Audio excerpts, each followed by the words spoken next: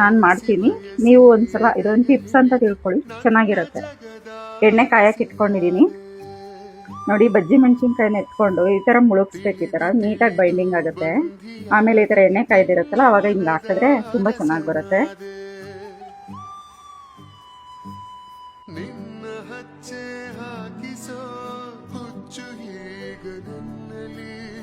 ನೋಡಿ ಬಜ್ಜಿ ಬೇಯ್ತಾ ಇದೆ. ಈ ಥರ ಗೋಲ್ಡನ್ ಬ್ರೌನ್ ಬರೋ ತನಕ ಬೇಯಿಸ್ಕೊಳ್ಳೋಣ. ತುಂಬ ಉರಿ ಇಟ್ಕೊಂಡು ಬೇಯಿಸ್ಕೊಂಡ್ರೆ ಬಜ್ಜಿ ಒಳಗಡೆ ಬೆಂದಿರಲ್ಲ. ಹಂಗಾಗಿ ಒಂದು ಲೋ ಟು ಮೀಡಿಯಮ್ ಫ್ಲೇಮಲ್ಲೇ ಮಾಡ್ಕೊಳ್ಳಿ. ಇನ್ನೊಂದು ಸ್ವಲ್ಪ ಹೊತ್ತು ಎತ್ತುತ್ತೀವಿ ಅಂದಾಗ ಫುಲ್ ಹೈ ಫ್ಲೇಮ್ ಮಾಡ್ಕೊಂಡು ಎತ್ಕೊಳ್ಳಿ, ಅವಾಗ ಎಣ್ಣೆ ಹೀರ್ಕೊಳ್ಳಲ್ಲ.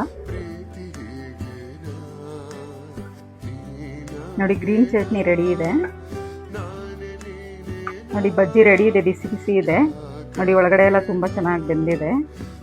ನೋಡಿ ಚಟ್ನಿನಲ್ಲಿ ಡಿಪ್ ಮಾಡ್ಕೊಂಡು ತಿನ್ನೋಣ, ಚೆನ್ನಾಗಿರುತ್ತೆ.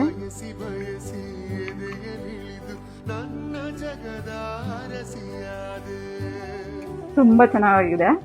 ಒಂದ್ಸಲ ಟ್ರೈ ಮಾಡಿ, ಕಮೆಂಟ್ ಮಾಡಿ, ಫಾಲೋ ಮಾಡಿ, ಸಬ್ಸ್ಕ್ರೈಬ್ ಮಾಡಿ.